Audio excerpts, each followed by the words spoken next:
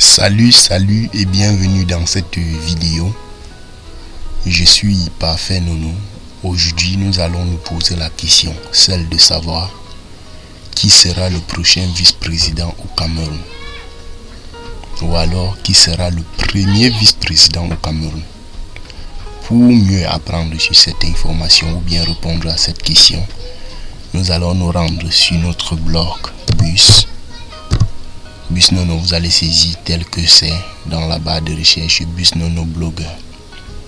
J'ai souvent l'habitude de taper et je vais entrer le premier lien qui est affiché avec le logo que vous voyez ici, busnono.blogspot.com. Vous allez cliquer dessus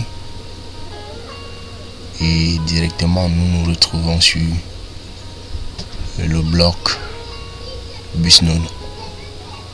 Et nous allons donc mieux apprendre sur cette information vice-présidence au Cameroun et les jeux de pouvoir autour d'une réforme stratégique. Et nous allons donc cliquer sur cet article et fermer la publicité avant de continuer. Ok, voilà donc l'information en question que je vais parcourir ensemble avec vous dans cette vidéo. Mais avant de commencer, je veux t'inviter à t'abonner à la chaîne Bus Nono et de partager la vidéo. Vice-présidence au Cameroun, les jeux de pouvoir autour d'une réforme stratégique. Voici dans le sommet, nous allons voir en quelques lignes une brève introduction, le contexte politique de la réforme, le projet de création du poste de vice-président, les figures clés du pouvoir présidentiel, les scénarios possibles de succession, les implications possibles pour le Cameroun et enfin nous allons conclure en donnant notre avis sur la personne qui peut être le vice-président au Cameroun. La scène politique camerounaise est pleine de mutations. Une réforme constitutionnelle envisagée pourrait profondément redessiner l'équilibre du pouvoir au sommet de l'État. La création d'un poste de vice-président. Derrière cette initiative, une question centrale émerge. Qui sera choisi pour occuper cette fonction stratégique? Petit 2. Contexte politique de la réforme. Depuis plusieurs années, le Cameroun fonctionne sous un régime présidentiel fort, où le chef de l'État concentre l'essentiel du pouvoir exécutif. À 90 ans passés, demeure une figure dominante, mais la question de sa succession devient de plus en plus puissante. Dans ce contexte, la réforme constitutionnelle apparaît comme une réponse institutionnelle à une réalité politique. Organiser la continuité du pouvoir sans rupture brutale. Petit 3. Le projet de création du poste de vice-président.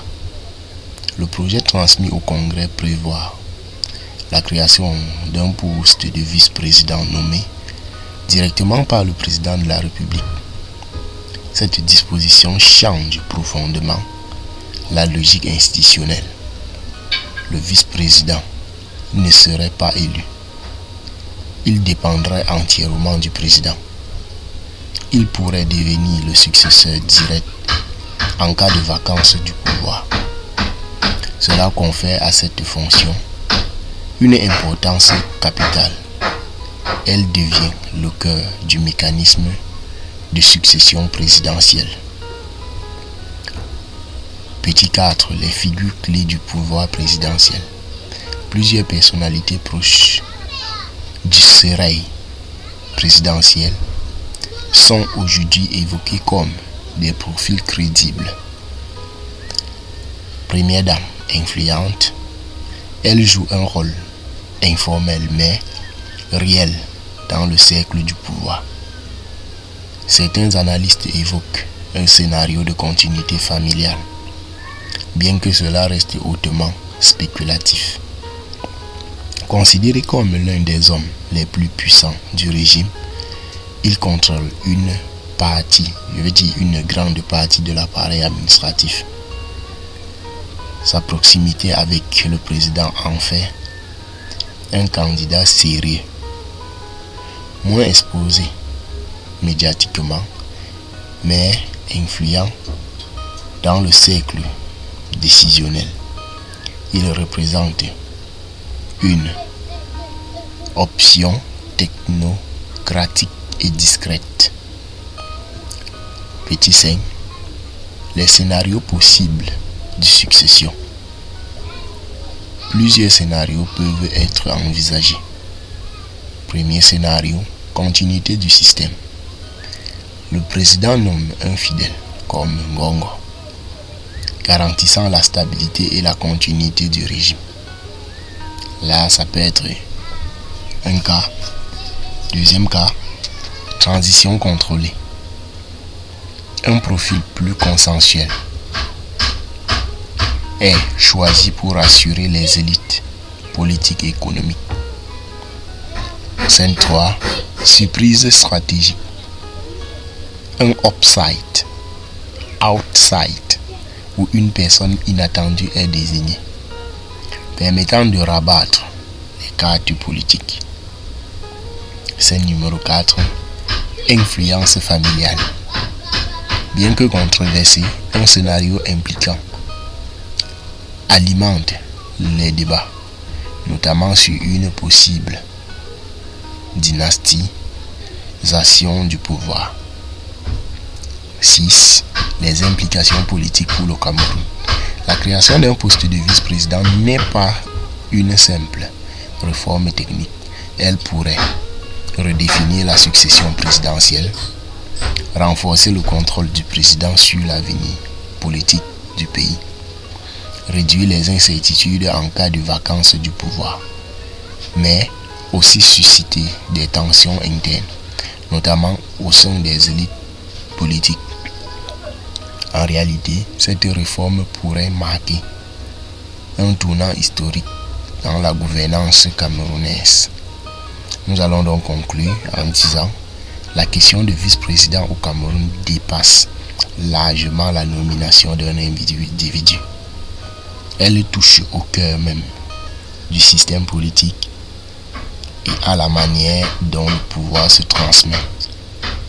Dans un pays où la stabilité est souvent privilégiée, cette réforme pourrait être perçue comme une stratégie de contrôle ou comme une anticipation prudente de l'avenir.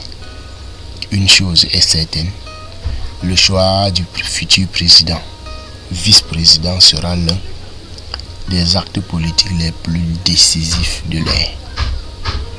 C'était donc tout pour cette vidéo. Vous pouvez parcourir la suite en mettant la vidéo à chaque fois sur pause pour voir les informations très importantes que nous partageons à la fin de cet article.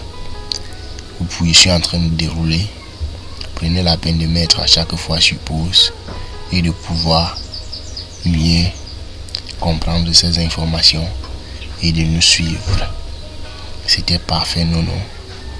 J'étais avec vous avec une nouvelle vidéo.